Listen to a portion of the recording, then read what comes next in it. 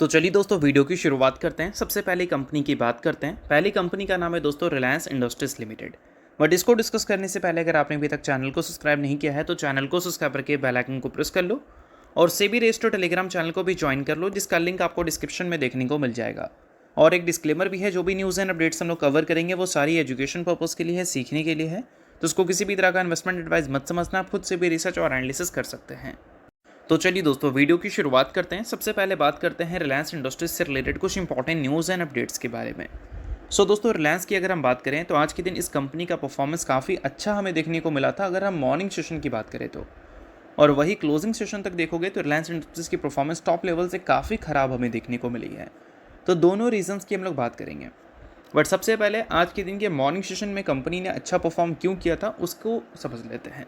तो देखो, रिलायंस इंडस्ट्रीज़ ने मेटा के साथ एक पार्टनरशिप की है। किस चीज़ को लेकर भाई? एआई डाटा सेंटर को लेकर। और इसके लिए डाटा सेंटर को वो सेटअप करने वाली है गुजरात में, जो कि 168 मेगावाट का होगा। गुजरात के जामनगर में ये डेटा सेंटर सेटअप होने वाला है। अब इसमें रिलायंस इंडस्ट्रीज़ और मेटा दोनों के बीच में पार्टनरशिप हमें देखने को मिली है। बट रिलायंस इंडस्ट्रीज़ यहाँ पर क्या करने वाली है, तो मेंशन है यहाँ पर कि रिलायंस इंडस्ट्रीज़ प्रोवाइड करेगी end to end services for projects.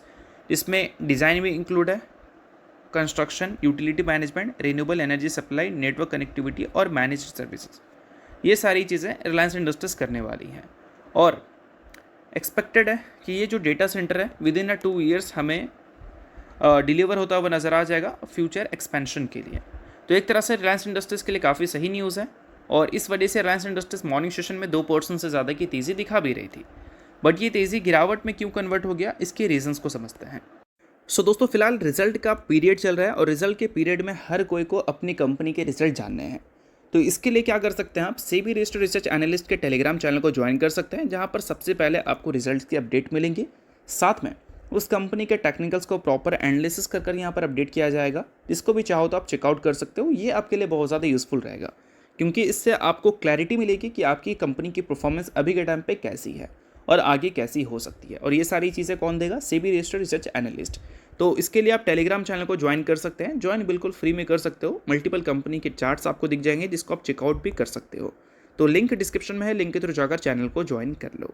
तो इसका सिंपल सा रीज़न है, अभी हाल ही में ऑयल के प्राइजेस में गिरावट देखने को मिला था, बट फिर से ऑयल के प्राइजेस में थोड़ी तेज़ी देखने को मिली है। वो तेज़ी सस्टेन नहीं कर पाया, फिर से गिरावट हमें देखने को मिली, बट वो तेज़ी कहीं ना कहीं आज के दिन के बाजार के मॉर्निंग सेशन की परफॉर्मेंस को पूरी तरह से खा गया, ऐसा भी हम बोल सकते हैं। अब ऑयल के प्राइसेस में तेज़ी इसलिए फिर से देखने को मिली है क्योंकि ईरान ने अटैक किया है यूएस के एयर बेसिस पे, जो कि जॉर्डन में है, कुवैत में है। और इस वजह से ऑयल के प्राइसेस में तेज़ी दिखी है, क्योंकि अभी हाल ही में जो गिरावट दिखा था वो ईरान और इजराइल की सीज़ फायर की वजह से दिखा था। अब ईरान ने अटैक कर दिया है यूएस के एयर बेसिस पे, तो कहीं ना कहीं ये सारी चीज़ें फिर से एक वॉर की शुरुआत करता है, और इस वजह से मिडिल ईस्ट की टेंशन कम होने की नाम नहीं ले रही है। और इसी वजह से ऑयल के प्राइसेस में तेज़ी का था और रिलायंस इंडस्ट्रीज़ की परफॉर्मेंस को पूरी तरह से वो खा गया था। बट ये जो न्यूज़ थी डेटा सेंटर को लेकर, ये काफ़ी सही न्यूज़ थी, क्योंकि रिलायंस इंडस्ट्रीज़ का फ्यूचर लगातार हमें नए नए इनोवेशंस पे ही दिख रहा है। रिलायंस इंडस्ट्रीज़ लगातार हमें एक्सपैंड करती हुई दिख रही है मल्टीपल एरियाज़ में, जिसमें एक बेस भी है, यानी कि बैटरी एनर्जी स्टोरेज सिस्टम, जिसकी फैक्ट्री कंपनी जामनगर में सेटअप कर रही है। और इसके साइज़ की बात करें तो वो हमें 60,000 करोड़ का दिखता है, यानी कि 60,000 करोड़ का battery battery giga factory complete हो जाएगी इसी साल के मिड तक एक्सपेक्टेड है। और ये कंपनी के लिए एक कंप्लीट नए बिजनेस की शुरुआत हो गई, ऐसा भी हम बोल सकते हैं। और सिर्फ इसकी ही नहीं, अगर रिलायंस इंडस्ट्रीज़ के और भी नए एरियाज़ की बात करें तो रिलायंस इंडस्ट्रीज़ एआई में तो एक्सपैंड कर ही रही है, जिसकी न्यूज़ अभी हमने जस्ट कवर किया। उसके अलावा न्यू एनर्जी बिजनेस की भी शुरुआत इस फाइनेंशियल ईयर से हमें देखने को मिल जाएगी। उसके अलावा बेस में तो कंपनी काम ही कर रही है, जिसको लेकर अभी हमने डिस्कस किया। 60,000 करोड़ की बैटरी गीगा फैक्ट्री की शुरुआत इसी साल के मिड में होने वाली है, या फिर आपको जल्द ही इसकी न्यूज़ सुनने को मिल जाएगा। तो एक तरह से रिलायंस इंडस्ट्रीज़ के लिए फ्यूचर में नेक्स्ट ग्रोथ चैप्टर जो है, यही 3-4 एरियाज़ आपको बनाता हुआ दिखेगा। रिलायंस इंडस्ट्रीज़ अभी जो ग्रोथ हमें दिखाई है पिछले 10-20 सालों में, उसका मेन रीज़न था O2C business, retail, Jio. But अब यहाँ से यही सारे बिजनेस रिलायंस इंडस्ट्रीज़ को आगे चलाने वाला है, ऐसा मॉर्गन स्टैनली की रिपोर्ट्स में मेंशन किया गया है। बाकी इन सारी चीज़ों के बाद बात करें अगली कंपनी के बारे में, तो अगली कंपनी है दोस्तों इन्फोसिस, जिसकी परफॉर्मेंस आज के दिन हमें काफ़ी ख़राब रहती हुई दिखी थी। अब इन्फोसिस की परफॉर्मेंस ख़राब क्यों है, इसके पीछे का दो बड़ा कारण है। पहला कारण ये है कि इन्फोसिस आज के दिन अपने एक्स डेट पे थी, किस चीज़ का भाई, डिविडेंड का, जिस वजह से इन्फोसिस के शेयर में प्रॉफिट बुकिंग हमें देखने को मिला है। देखो जब एक्स डेट होता है तो अक्सर उस दिन गिरावट दिखता है किसी भी कंपनी में। अब एक्स डेट वो चाहे बोनस का हो, डिविडेंड का हो, स्प्लिट का हो या बायबैक का हो, क्योंकि मैक्सिमम लोग वो इवेंट को बोल सकते हैं उस इवेंट के तेज़ी की वजह से उस कंपनी में पार्टिसिपेट करते हैं और जब एक्स डेट आता है तो उस दिन वो एग्जिट कर लेते हैं। तो अक्सर एक्स डेट के दिन प्रॉफिट बुकिंग होती है और आज के दिन इन्फोसिस में हमें देखने को मिल भी गई। बट प्रॉफिट बुकिंग 3% से ज़्यादा हुआ है और ये सिर्फ और सिर्फ डिविडेंड की वजह से नहीं हुआ होगा।